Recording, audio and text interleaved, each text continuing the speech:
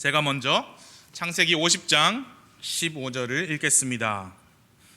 요셉의 형제들이 자기들의 아버지가 죽은 것을 보고 이르되 요셉이 혹시 우리를 미워하여 우리가 그에게 행한 모든 악을 반드시 우리에게 갚으리라 하고 요셉에게 사자를 보내어 이르되 당신의 아버지가 돌아가시기 전에 명령하여 말씀하시기를 너희는 이같이 요셉에게 말하라. 내 형들이 내게 악을 행하였은즉 이제 원하건대 내 형들의 범법 곧 그들의 죄를 용서하라 하셨나니 이제 원하건대 당신 아버지의 하나님의 종들의 범법을 용서하소서 하매 그들이 그에게 말할 때에 요셉이 울었더라.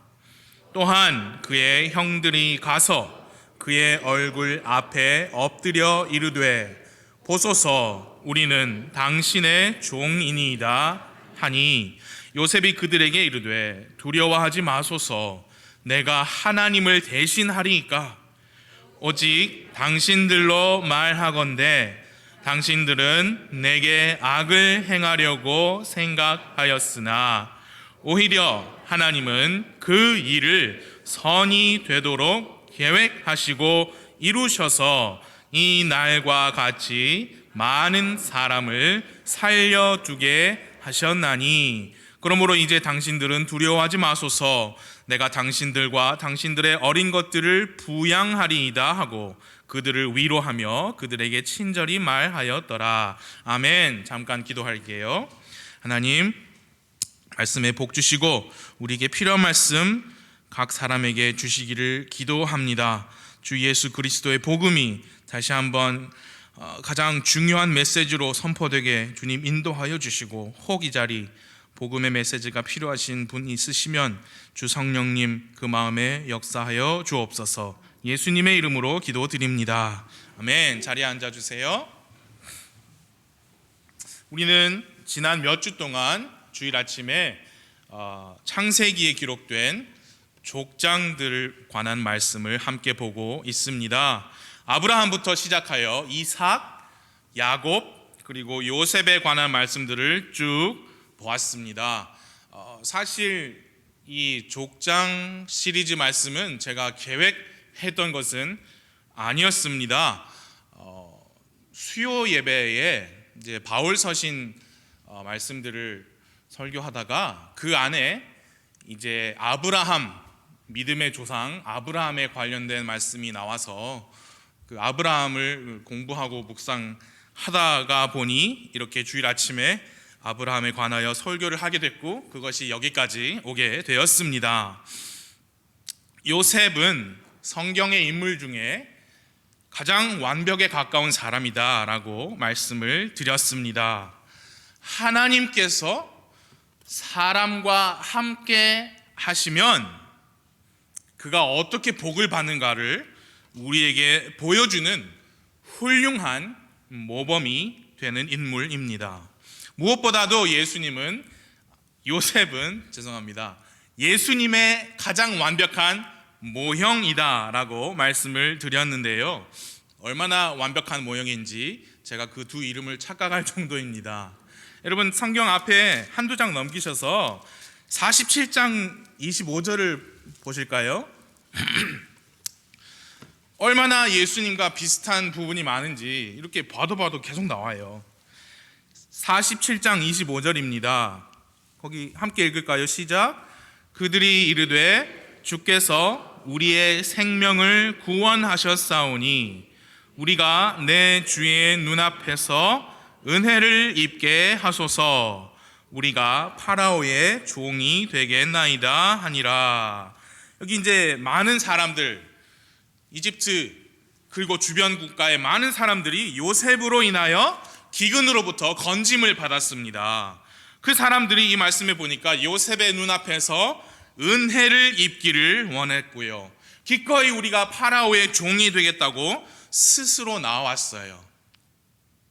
요셉처럼 예수 그리스도를 통하여 많은 혼들이 죄와 그 형벌로부터 건짐을 받았습니다.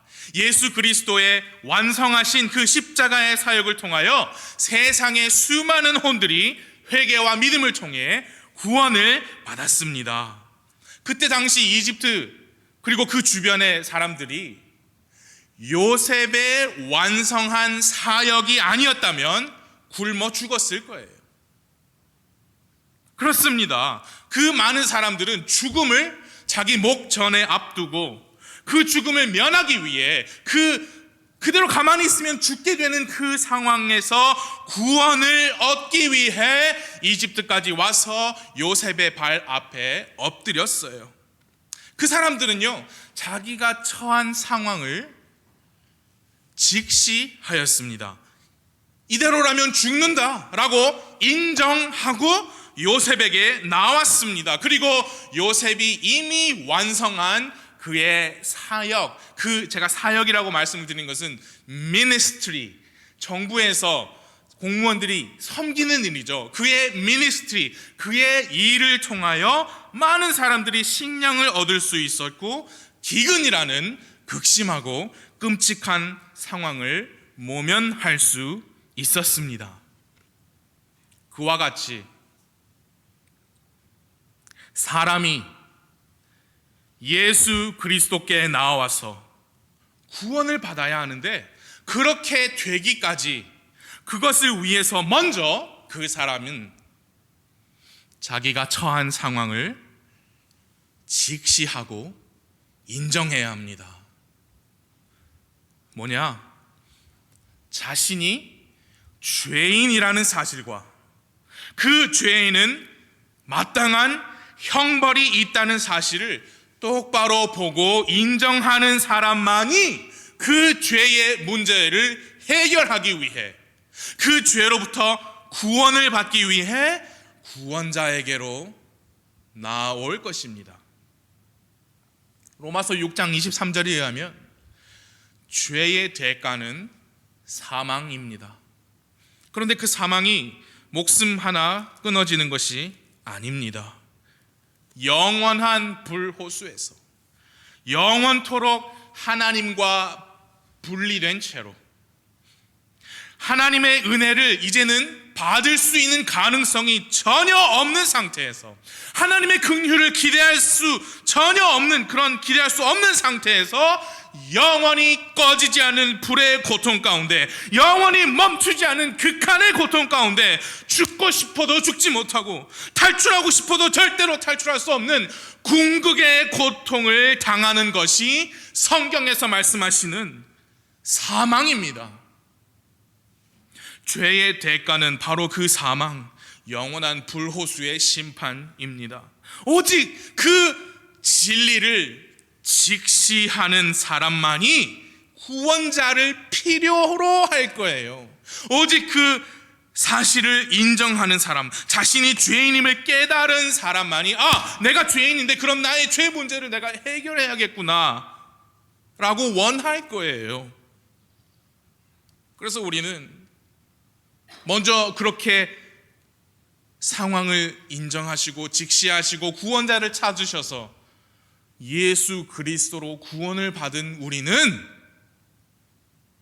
사랑하는 사람들, 주변 사람들의 혼의 구원을 위해, 그들을 위해 기도하고 가장 먼저 그분들께 알려줘야 되고 전해줘야 할 말이 뭐냐? 그들이 가장 먼저 깨닫도록 해줘야 할 사실이 무엇인가? 그분들이 죄인이라는 사실과 그 죄에는 대가가 있다는 사실이에요. 죄를 선포해야 합니다. 얼마나 죄가 끔찍한 것인지 선포해야 합니다. 얼마나 무서운 것인지 알려줘야 합니다. 죄에는 대가가 있고 그 대가는 피입니다. 피. 누군가 죄값으로 피를 흘려야 합니다. 히브리서 9장 22절에 의하면 피 흘림이 없이는 사면이 없다고 했어요. 로마서 3장 25절에 의하면 하나님께서 예수 그리스도의 피를 믿는 사람들에게 예수님을 화해 헌물로 제시하시는데, 그것은 하나님께서 그 죄인들의 죄를 사면하심으로써 하나님의 의를 밝히 드러내기 위함이다라고 했습니다. 누군가의 구원을 위하여 여러분 기도하시고 계십니까? 그러시다면 그분께 교회 오라고 하시기 전에,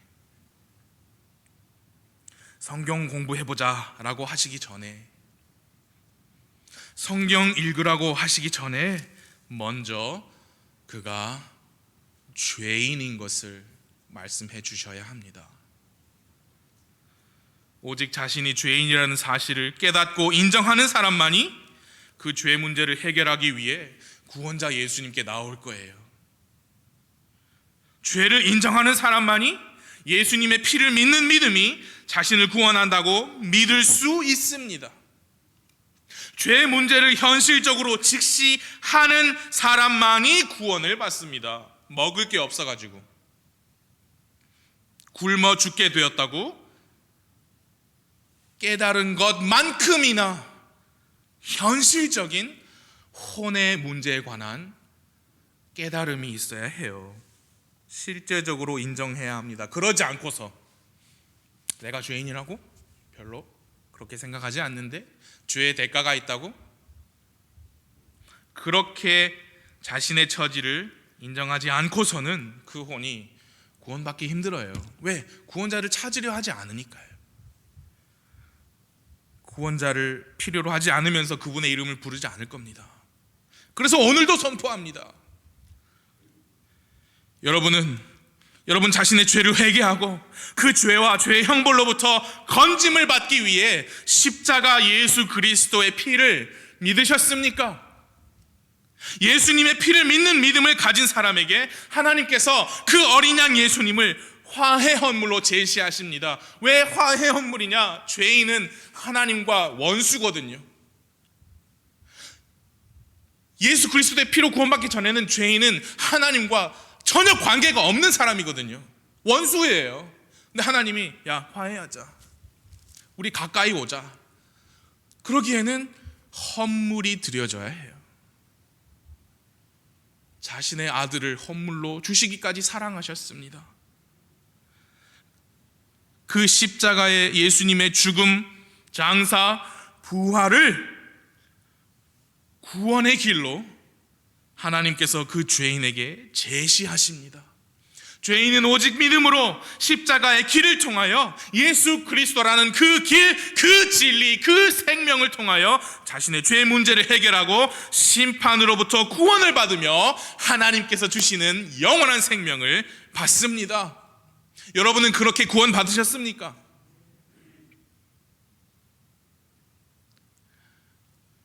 교회에 잘 다니고 있으니까 구원을 받으셨다고 착각하는 분이 없기를 바랍니다. 교회에 잘 다니는 거와 아무 상관없습니다. 내가 엄마 뱃속에서부터 교회를 다녔다고 나는 이미 신앙을 가지고 태어났기 때문에 구원을 받은 사람이다 라고 착각하는 분이 없기를 바랍니다.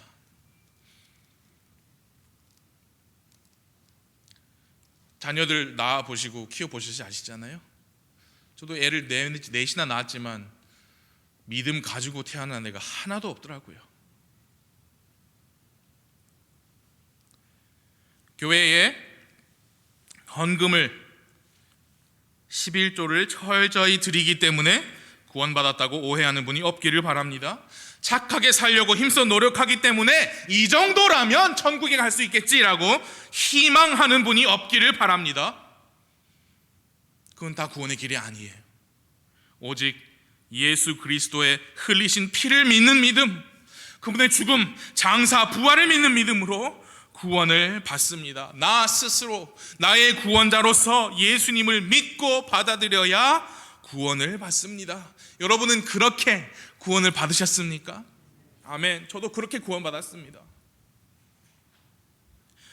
그렇게 구원을 받으신 그리스도인 여러분, 요셉은 구원자 예수 그리스도의 모형으로서 많은 사람의 생명을 구원하였습니다. 여러분과 제가 다른 사람의 생명을 구원할 수는 없지만 영적으로 굶주린 사람들에게 생명의 빵이신 예수님을 소개할 수 있습니다. 우리가 꿈을 해석해주고 미래를 바라보는 능력은 없지만 죄인들의 영적인 미래는 말씀을 통해 우리도 알고 있으니 그분들께 예수님을 소개할 수는 있습니다. 하나님께서 우리를 사용하셔서 우리를 통하여 주 예수 그리스도의 복음이 조금씩 더 많이 퍼지고 확장되기를 바랍니다. 창세기 이제 말씀의 끝부분까지 왔는데 48장에는 이제 야곱이 요셉의 두 아들을 축복하는 장면이 기록되어 있습니다. 야곱은 요셉의 두 아들 에브라임과 므낫세가 있는데, 야 걔들 내 거야. 그리고 자기 아들로 삼아요. 그리고 그들을 축복하는데 이제 형 머리에 오른손을 놔야 되는데 야곱은 동생 에브라임 머리에 오른손을 놓는 겁니다. 형 므낫세 머리에 왼손을 놓고. 그래서 요셉이 그걸 보고 아버지 얘가 형님이에요, 얘가 맞이에요. 그러니까 나도 안다. 그런데 이 동생이 더 크게 될 거야, 그렇게 말을 해요. 실제로 민수기 1장 33절부터 보시면 에브라임 지파 중에 20살이 넘어서 싸움에 나갈 수 있는 사람 숫자가 42,500명, 므낫세 지파 중에는 32,200명으로서 에브라임 지파 동생인데 그 숫자가 더 많게 됩니다. 창세기 49장은요 이제 야곱이 자기 12아들에게 남기는 유언이 기록되어 있고 그의 죽음에 관한 말씀이 기록되어 있습니다. 그 말씀을 다 볼 수는 없고요, 우리가 눈여겨볼 구절이 뭐냐, 아들 유다에게 주는 말, 유다에게 남기는 말과 또 요셉에게 남기는 말을 우리가 함께 보실 텐데요. 먼저 49장 9절을 봐주십시오. 죄송합니다. 8절 봐주십시오. 유다에게 남기는 말이에요. 빨리빨리 보도록 하겠습니다. 유다야, 거기 보시죠. 너는 내 형제들이 찬양할 자니라. 내 손이 내 원수들의 목을 잡을 것이요 내 아버지의 자식들이 내 앞에서 절하리로다. 내 손이 원수들의 목을 잡을 것이다. 그 말은 네가 전쟁을 할 것이고 싸울 것이고 승리를 할 것이다 라는 말씀입니다. 그리고 야곱의 다른 자식들, 즉 다른 지파들이 유다에게 절을 할 것이다 라는 의미입니다. 유다 지파가 더 우월하게 될 것이다. 실제로 유다 지파는 광야 생활 그리고 가나안 정복 때 선봉에 섰고요, 또 그 땅을 정복하고 땅을 분배받을 때 유다 지파가 가장 넓은 땅을 받습니다. 9절 보세요. 9절, 유다는 사자 새끼로다. 내 아들아, 내가 탈취한 것을 떠나서 위로 올라갔도다. 그가 엎드리고 웅크린 것이 사자 같고 늙은 사자 같으니 누가 그를 깨워 일어나게 하리요. 이제 사자라고 한 것은 그가 이제 용감하고 강하다, 싸워서 이길 것이다 라는 그런 의미인데, 거기 보면은 네가 탈취한 것을 떠난다 그랬거든요. 그래서 위로 올라간다 라는 그 말은 이제 승리만을 위해서 전쟁한 것이 아니고 그 승리로 이루어낸 평화가 있잖아요, 번영이 있잖아요. 이제 그것을 네가 누릴 것이다. 어떻게 누리냐, 꼭 사자가 웅크리고 엎드린 것 같이, 늙은 사자같이, 이제 전쟁광처럼 계속해서 정복하고 계속해서 싸우기만 하는 것이 아니고 큰 승리를 이뤘으면 이제 그 평화를 누릴 것이다, 그런 의미입니다. 10절이에요. 10절 봐주세요. 실로가 오실 때까지 홀이 유다를 떠나지 아니하며 법을 주는 자가 그의 발 사이에서 떠나지 아니하리니 그에게 백성이 모이리로다. 실로, 그 실로라는 단어가 영어 성경에 보면 대문자 S가 쓰여졌습니다. 신성을 나타내는 단어이죠. 샤일로라고 하는 그 말은 평화를 만드는 자라는 의미로서 주 예수님을 의미하는 이름이에요. 예수님께서 오실 때까지 홀이 유다를 떠나지 않을 것이다. 홀은 scepter라고 하는 것은 통치자나 왕이 딱 오른손에 들고 바닥을 딱 지탱했던 막대기입니다. 그러니까 왕을 상징하죠. 왕의 권위. 그래서 유다 지파가 왕들이 나올 지파입니다. 그래서 샤일로, 즉 예수님께서도 그 유다 지파를 통해 이 땅에 오실 것이라는 예언적인 의미가 되는 거지요. 법을 주는 자, 즉 통치자, 왕이 유다 지파에서 계속 나올 것이고 그 통치자에게 백성이 모여 통치를 받을 것이다. 예수님께 백성이 모였습니다. 여기 모이신 분들 예수님께로 모이셨습니다. 지금도 우리는 예수님께 모이는 백성이에요. 앞으로 예수님께서 이 땅에 다시 오셔서 예루살렘의 다윗의 왕좌에 앉으셔서 세상을 1000년간 통치하실 거예요. 그때의 백성이 예수님에게로 모일 겁니다. 11절과 12절이에요. 그가 자기의 어린 순나귀를 포도나무에 매며 자기의 나귀 새끼를 좋은 포도나무에 매리니 그가 자기 옷을 포도즙에 빨며 자기 의복을 포도의 피에 빨았도다. 그의 눈은 포도즙으로 인하여 붉겠고 그의 이는 우유로 인하여 희리로다. 이게 뭐냐? 풍족함, 풍요로움을 의미하는데 실제로 유다 지파는 풍요롭게 되었고요. 또 어떤 의미가 있느냐? 이제 미래에 유다 지파를 통해 오실 우리 주 예수 그리스도, 우리의 왕 예수님을 통하여 또한 많은 사람들이 풍성한 생명을 얻고 그것을 누리고 살 것이다 라는 예언적인 의미가 되기도 합니다. 그런데 우리가 지금 지난주 요셉에 관한 말씀을 봤잖아요. 우리 생각으로는 메시아 예수님께서 이 야곱의 12아들을 쭉 볼 때 요셉의 후손으로, 그러니까 요셉의 아들 에브라임이나 므낫세 지파에서 요셉의 후손으로 나시는 게 더 맞지 않나라고 우리는 그렇게 생각할 수 있어요. 왜? 요셉이 너무 완벽한 예수님의 모형이었으니까요. 근데 전혀 뜻밖으로 유다 지파를 통해 예수님께서 오셨어요. 요셉이 아니었다면 야곱이 사랑한 아내 라헬의 두 아들 요셉, 베냐민인데 요셉이 아니면 베냐민 지파에서도 나시는 것이 옳지 맞지 않나 라고 생각이 들지만 예수님은 레아의 넷째 아들 유다 지파, 유다의 후손으로 이 땅에 오셨습니다. 그것은 전적으로 하나님의 주권에 따른 것입니다. 우리가 아무리 이게 더 맞지 않을까요? 라고 우리 생각해도 우리 생각과 하나님 생각은 전혀 다를 수 있다는 거죠. 여러분 마태복음 1장에 보시면 예수님의 족보가 쭉 나오잖아요. 그 족보에 이름이 등장하는 여인 5명이 있어요. 그런데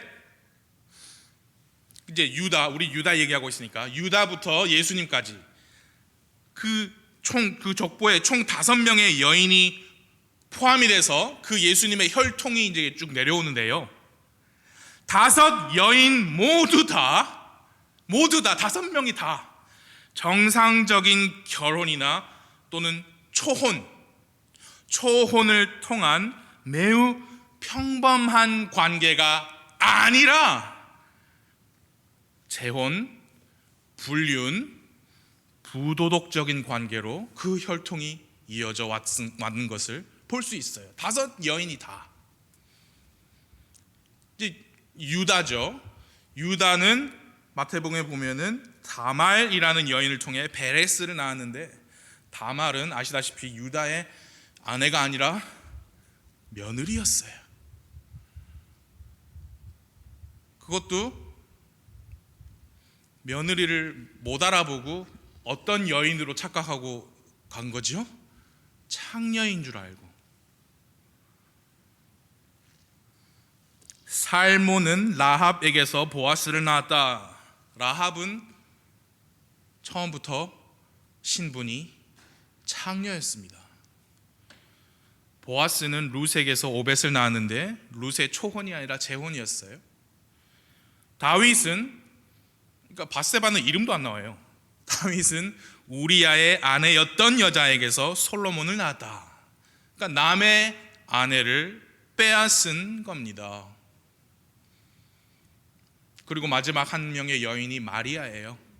마리아는 요셉, 아직 남편 아니에요. 정혼한 사이였습니다. 아직 혼인 관계, 둘의 결합이 이루어지지도 않았는데 마리아는 혼인하기도 전에 성령으로 잉태되어 가지고 배가 불러왔어요. 흥미롭지 않습니까? 우리 주 예수 그리스도의 계보인데 이 여자 이름 5명 나오는데 5명이 다 그래요. 우리 생각과 하나님의 생각이 다릅니다. 하나님의 주권입니다. 이제 야곱이 요셉을 축복하는 말씀을 보실까요? 거기 49장 22절 봐주세요. 22절, 요셉은 열매가 많은 가지, 곧 샘 옆에 열매가 많은 가지인데 그것의 작은 가지들이 담을 넘는다. 많은 가지, 열매 많은 것은 복을 많이 받았다는 것이죠.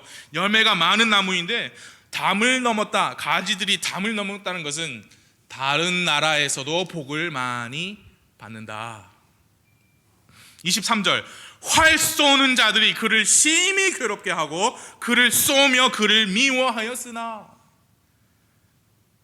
요셉의 인생에서 많은 사람들이 그에게 활을 쏘았죠.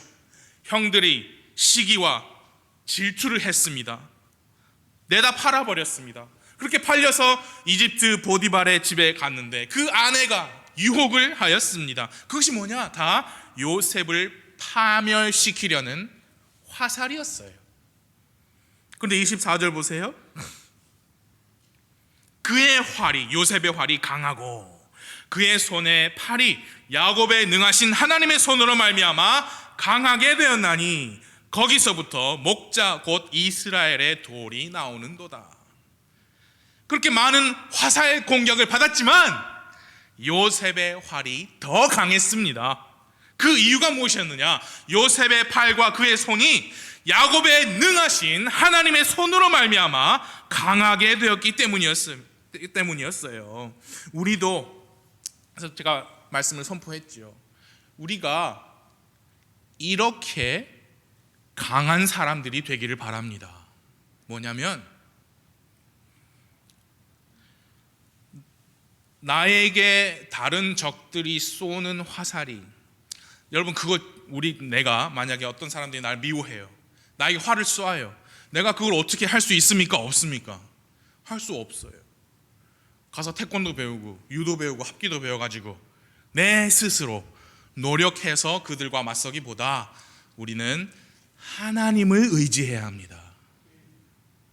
그래서 요셉이 강해졌잖아요. 근데 분명히 야곱의 능하신 하나님의 손으로 말미암아 그가 능하게 되었어요. 그래서 우리도 하나님으로 말미암아 능하게 되기를 바라요. 우리의 자녀들이 하나님의 손으로 말미암아 강한 믿음의 사람들이 되기를 기도합니다. 그래서 우리 모두는 어떻게 살아야 돼요? 하나님을 의지해야 합니다. 내 스스로의 명철을 의지하지 말라 그랬잖아요. 모든 일에서 주님을 인정해야 해요. 그 말은 무슨 말이냐? 나의 삶의 모든 일에서, 내 삶의 모든 부분에서 가장 으뜸이 내가 아니라 하나님이 되실 때, 그때 그분의 손이 나의 손을 강하게 하십니다. 그래서 우리는 하나님의 인도하심을 구하며 살아야 합니다. 그분의 법, 그분의 말씀을 귀하게 여기면서 이 말씀의 원리와 이 말씀의 진리를 따라 살아야 합니다. 그렇게 할 때 주님이 우리를 강하게 하실 거예요. 그래서 하나님의 능력으로 우리도 능히 우리에게 활 쏘는 자들, 그 시험, 그 공격, 그 유혹을 능히 이기고 유혹과 시험을 물리칠 수 있습니다. 거기 24절에 보면 마지막 부분에 이제 괄호 처리된 부분이 있지요. 거기서부터 목자 곧 이스라엘의 돌이 나오는도다. 이 목자 곧 이스라엘의 돌은 예수님을 의미하고요. 오해하지 마셔야 될 것은 그러면은 요셉으로부터 예수님이 나온다는 뜻인가? 그게 아니고요. 성경을 자세히 보시면 예수님, 그 목자 이스라엘의 돌이 하나님의 강하신 손에 의해 이 땅에 오실 것이라는 의미예요. 그렇게 말씀하고요, 그렇게 받아들이시면 됩니다. 개역 성경에서는 전혀 다르게 번역을 해놓았던데 개역 성경에서 이렇게 말해요. 그의 팔은 힘이 있으니 이는 야곱의 전능자 이스라엘의 반석인 목자의 손을 힘입음이라 라고 굉장히 그럴듯하게 번역이 되었지만, 그런 것 같지만 그 구절은 그런 의미가 아닙니다. 25절 봐주세요. 그것은 곧 내 아버지 하나님으로 말미암나니 그분께서 너를 도우실 것이요 또 전능자로 말미암나니 그분께서 내게 복을 주시되 위로 하늘의 복과 아래 놓인 기품의 복과 젖가슴의 복과 태의 복을 주시리라. 정말 많은 복을 너에게 주실 것이다. 근데 그 복이 하늘로부터도 오고 아래로부터도 오고 사람들로부터 오는데 그게 누구에게서 온 것이냐? 내 아버지의 하나님 전능자로 말미암은 것이다. 분명히 일러주고 있어요. 26절 네 아버지의 복들이, 그러니까 너 요셉, 네 아버지 야곱의 복들이 내 조상, 나 야곱의 조상들의 복보다 더 나아서 영존하는 산들의 가장 먼 경계까지 이르렀도다. 그것들이 요셉의 머리 위에 임하며 자기 형제들로부터 구별된 자의 머리에 있는 관, 왕관이에요, 크라운, 그 위에 임하리로다. 야, 네 아버지 야곱, 내가 조상들의 복 받은 것보다 네가 네 아버지의 복 받은 것이 훨씬 더 나아서 네가 받는 복이 가장 폭넓고 가장 귀한 복이 될 것이고 그게 네 머리까지 올라간다. 아브라함, 이삭, 야곱은 위대한 그 가족의 리더였죠. 그거를 족장이라고 합니다. patriarch, 족장이라 해요. 근데 요셉은 한 가족의 우두머리가 아니고 한 나라의 총독이 되었죠. 그러니까 비교도 될 수 없는 지위가, 복을 받아서 지위가 올라갔다. 야곱은 이렇게 아들들을 축복하고 147세의 나이로 죽었어요. 이제 창세기 50장에서 아들들이 야곱의 장례를 치르는 내용이 기록되어 있어요. 야곱이 분명히 다 신신당부를 했습니다. 내가 죽으면 내 시신을 저기 막벨라 굴에 매장해라. 내 조상들이 묻혀있는 그 굴. 막벨라 굴은요, 아브라함이 헷 족속에게 값을 지불하고 산 땅이에요. 거기에 아브라함 사라 부부, 그 다음에 아브라함의 아들 이삭과 리브가 부부, 그리고 야곱의 첫 아내인 레아가 묻혀있던 곳입니다. 야곱이 진짜 사랑한 아내 라헬이 아니고 레아가 거기 묻혀있었다는 사실이 흥미롭죠? 레아는 그럴 자격이 있죠. 예수님의 혈통인 유다의 어머니가 레아니까요. 그래서 당당하게 막벨라 굴에 사라와 리브가와 함께 매장되었습니다. 그래서 아들들이 그 야곱의 시신을 막벨라 굴에 묻어요. 매장합니다. 그리고 요셉도 마찬가지로 그렇게 말하고 출애굽할 때 요셉의 유해를 가지고 나가지요. 그래서 막벨라 굴에 요셉도 매장이 됩니다. 장례를 다 치렀어요. 이제 50장 15절을 봐주세요. 요셉의 형제들이 자기들의 아버지가 죽은 것을 보고 이르되 요셉이 혹시 우리를 미워하여 우리가 그에게 행한 모든 악을 반드시 우리에게 갚으리라 하고, 이 형들이 이제 다시 걱정합니다. 야, 이제 아버지 돌아가셨는데 이제 아버지도 안 계시고 이제 요셉이 진짜 본심을 드러내서 우리가 과거에 그에게 행했던 악, 그 나쁜 짓, 그것을 우리에게 갚을 거야. 그렇게 걱정을 합니다. 그래서 사람을 보내어서 용서를 구해요. 그게 16, 17절입니다. 요셉에게 사자를 보내어 이르되 당신의 아버지가 돌아가시기 전에 명령하여 말씀하시기를 너희는 이같이 요셉에게 말하라. 내 형들이 내게 악을 행하였은즉 이제 원하건대 내 형들의 범법 곧 그들의 죄를 용서하라 하셨나니 이제 원하건대 당신 아버지의 하나님의 종들의 범법을 용서하소서 하매 그들이 그에게 말할 때 요셉이 울더라. 그리고 사람을 보냈어요. 그렇게 그 다음에 이제 직접 가서 요셉에게 엎드립니다. 그게 18절이에요. 또한 그의 형들이 가서 그의 얼굴 앞에 엎드려 이르되 보소서 우리는 당신의 종이니이다. 19절 함께 읽겠습니다. 19절, 20절, 21절 세 구절 좀 길지만 함께 읽겠습니다. 시작. 요셉이 그들에게 이르되 두려워하지 마소서 내가 하나님을 대신하리이까 오직 당신들로 말하건대 당신들은 내게 악을 행하려고 생각하였으나 오히려 하나님은 그 일을 선이 되도록 계획하시고 이루셔서 이 날과 같이 많은 사람을 살려두게 하셨나니 그러므로 이제 당신들은 두려워하지 어린 것들을 부양하리이다 하고 그들을 위로하며 그들에게 친절히 말하였더라. 아버지 야곱이 죽고 나서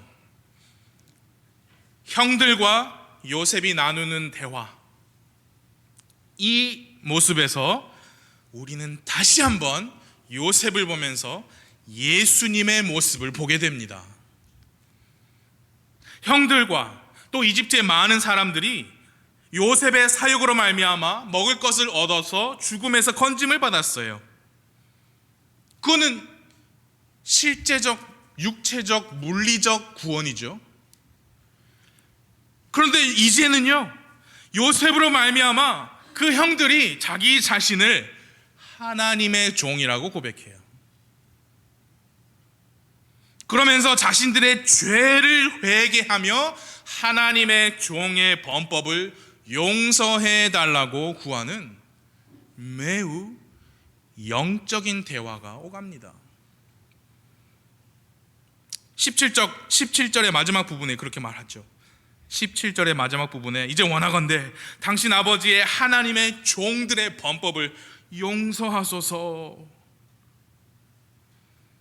요셉은 식량을 제공해서 사람들의 생명을 살렸을 뿐 아니라 이제 형들이 하나님의 종으로서 자신들의 죄를 자백하고 용서를 구하도록 인도하는 모습을 볼 수 있어요.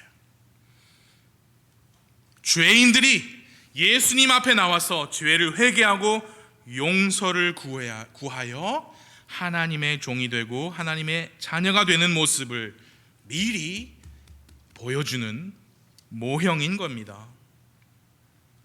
뿐만 아니라 18절에서는 예수님께 나와서 회개와 믿음으로 구원을 받은 사람은 이제 누구냐? 예수 그리스도의 종이다라는 진리를 18절에서 미리 보여줍니다. 또한 그의 형들이 가서 그의 얼굴 앞에 엎드려 이르되 보소서 우리는 당신의 종이니이다. 형들이 요셉에게 우리는 당신의 종입니다 라고 한 것처럼 예수님 앞에 나와 엎드린 사람들은 예수 그리스도의 종이 되는 거예요. 또 무엇을 보여주느냐? 이제 마지막인데요, 요셉을 보고 우리는 어떤 예수님을 볼 수 있느냐? 죄인들을 받아주셔서 구원해 주실 뿐만 아니라 이제 주님으로, 그 사람들의 주님으로서 예수님께서 구원받은 자들을 돌보시고 필요를 채워주시고 삶을 인도해 주시는 분이심을 미리 모형으로 보게 돼요. 그게 21절이지요. 그러므로 이제 당신들은 두려워하지 마소서. 요셉이 말하는 거죠. 내가 당신들과 당신들의 어린 것들을 부양하리이다 하고 그들을 위로하며 그들에게 친절히 말하였더라. 구원받으신 성도님 여러분, 십자가의 피를 믿는 믿음으로 의롭다 칭함을 받으신 성도님 여러분, 죄의 용서, 죄의 심판으로부터의 건짐 뿐만이 아니라 이제 풍성한 생명을 누리고 계시는 성도님 여러분, 이제 우리는 예수님, 우리의 구원자 예수 그리스도를 본받기를 바랍니다. 예수님의 모습을 미리 보여주는 이 요셉을 통해 예수님을 배우고 그와 같이 되기를 바라요. 19절 다시 봐주십시오. 요셉이 말합니다. 두려워하지 마소서. 내가 하나님을 대신하리이까. 잘 들어주세요. 모든 일에서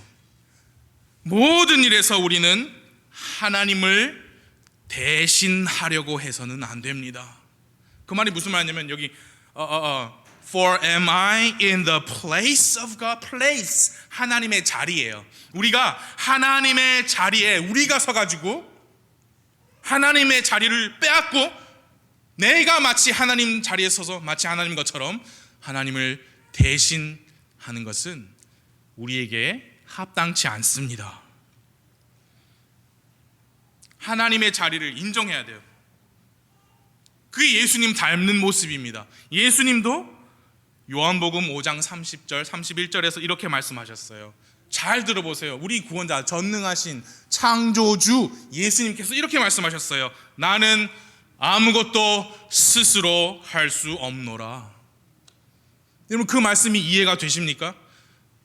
말씀으로 온 천하 우주를 창조하신 그 창조주께서 나는 아무것도 스스로 할 수 없노라. 나는 듣는 대로 심판하노니 내가 내 뜻을 구하지 아니하고 나를 보내신 아버지의 뜻을 구함으로 내 심판은 의로우니라. 내가 만일 내 자신에 대하여 증언하면 내 증언은 참되지 아니하다. 여러분 그 말씀을 이해하십니까? 예수님을 본받길 바랍니다. 예수님 스스로 말씀하셨어요. 나는 아버지의 뜻대로만 한다. 나 스스로는 아무것도 할 수 없다. 그래서 우리도 예수님을 본받아가지고 어떤 생각을 가지셔야 되냐? 심판하시는 분은 하나님이시고 그러므로 나는 형제 자매를 판단하면 안 된다 라고 생각하시는 것이 예수님을 닮으시는 일입니다. 원수 갚는 일은 주님께 속했다고 말씀했습니다. 그래서 우리는 그 일을 주님께 맡겨야 합니다. 교회에서 믿는 형제님 자매들 사이에서는 형제 사랑으로 대하시고 세상에서 불신자들을 대하여는 선을 베풀어야 합니다. 특히 누군가 나에게 해를 입히고 부당한 일을 저지를 때 그 원수 갚는 일을 여러분 부디 주님께 맡기십시오. 그리고 주님께서 주시는 평강을 누리시기를 바라요. 요셉도 사람이잖아요. 그에게도 감정이 있었습니다. 형들이 그렇게 말할 때 울었어요. 요셉이 몇 번 울었는지 모릅니다. 그렇죠? 그러나 요셉은 어떻게 말했냐면 자기가 형들을 용서할 자격조차도 없는 것처럼 말했어요. 내가 하나님을 대신하리니까. 예수님께서 십자가에 못 박히셨을 때 예수님도 아버지 하나님께 맡겼어요. 누가복음 23장 34절 그때 예수님께서 이르시되 아버지여 저들을 용서하여 주옵소서. 저들은 자기들이 하는 일을 알지 못하나이다. 그래서 지난주에 이어서 오늘도 말씀드립니다. 오늘도 강조드립니다. 구원받으신 여러분, 하나님 아버지께 맡기시기 바랍니다. 여러분, 쓴 뿌리가 내려지는 마음밭은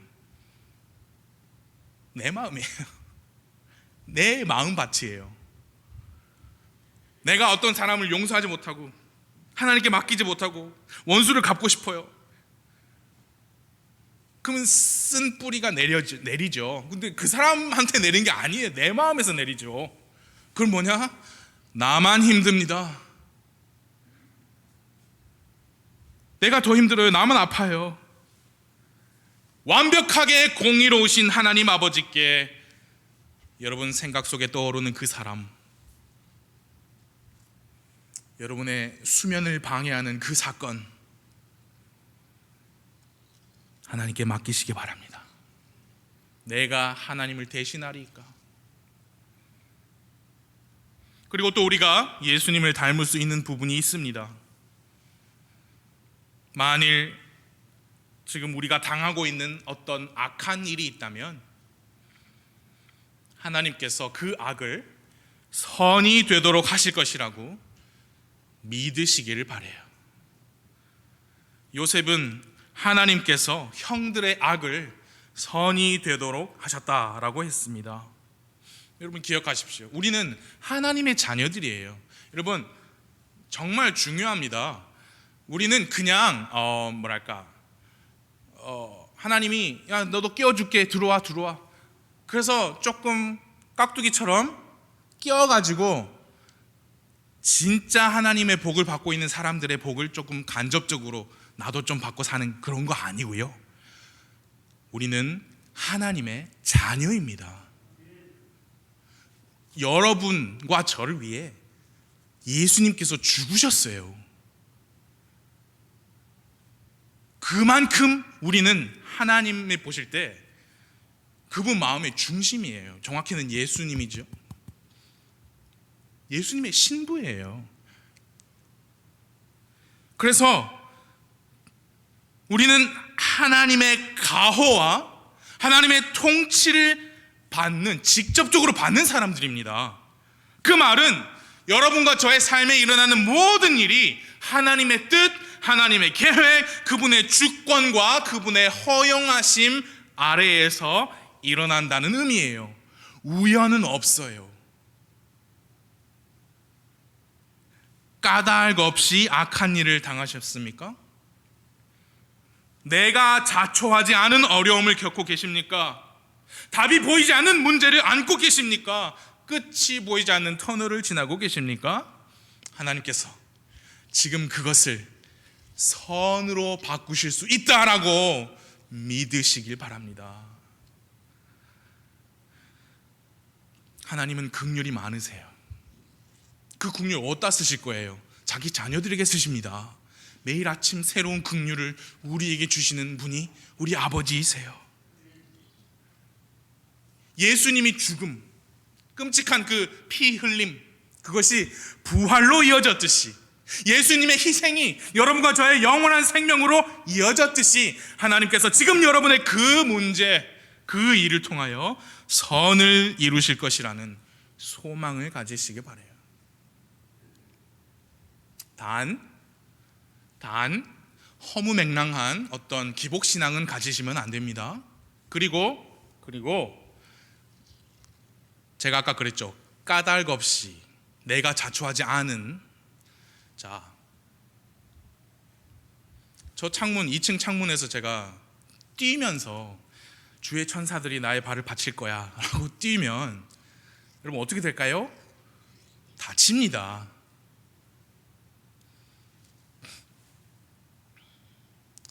어리석은 선택을 해가지고 그로 인한 결과물로 내가 힘들어질 때 그것은 여러분 그걸 감당하셔야지 거기에는 하나님의 영광이 없어요.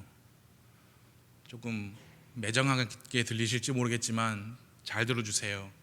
내가 어리석은 선택을 해가지고 그로 인하여 어려움을 겪게 되면 그것은 인과응보예요. 사탄의 공격 아닙니다. 사탄이 또 나를 방해하는 아니에요. 2층에서 뛰어내리면 다칩니다. 말도 안 되는 어떤 기복신앙, 샤머니즘 생각하지 마십시오. 까닭 없는 악을 당할 때, 내가 자초하자는 문제가 나에게 닥쳐가지고 어찌할 바를 모를 때, 우리 살면서 분명히 그런 경우 있습니다. 하나님 왜? 왜요 하나님? 라고 할 때 하나님께 원망하지 마시고 하나님이 그것을 선의로 이루시도록, 선으로 바꾸실 것이다. 왜 그런, 목사님 그거는 허무맹랑한 바람, 소망 아닙니까? 아니요, 우리는 하나님의 자녀니까요. 하나님은 여러분과 저의 복지, 우리의 안녕, 우리의 well-being에 관하여 매우 관심이 많으세요. 그분의 자녀이니까요. 그러니까 까닭 없는 힘듦이 있을 때 여러분 낙심하지 마시고요, 걱정, 염려하지 마시고요, 하나님께 맡기십시오. 그리고 믿으십시오. 하나님이 이조차도 선으로 바꿔줄 수 있다. 이것으로 또 하나님이 자신의 뜻을 이루실 것이다. 이것으로 또 하나님이 나를 또 이렇게 사용하실 수 있다. 그것이 믿는 자의 믿음 생활입니다. 우리는 눈 가리고 맹목적인 신앙을 가지지 않아요. 여러분의 자녀가 힘들면 도와주지 않습니까? 그리고 자녀가 잘못된 선택을 했을 때 따끔하게 가르치면서 궁극에는 잘 인도해 주지 않나요? 우리 아버지도 마찬가지입니다. 예수님을 닮기 바랍니다. 우주에서 가장 능력이 많으신 분이 여러분의 아버지이세요. 저의 아버지이세요. 그 하나님께서 요셉과 함께 하셨듯이 여러분과 저와 함께 하신다. 믿으십시오. 그분께서 요셉을 형통케 하셨듯이, 그분께서 요셉을 강력한 믿음의 거장으로 세우셨듯이 우리를 형통케 하시고 우리에게도 복 주셔서 우리도 굳센 믿음의 사람으로 세워지기를 간절히 기도합니다. 예수님을 본받으시기 바랍니다. 그분을 닮으시기 바랍니다. 기도하시겠습니다.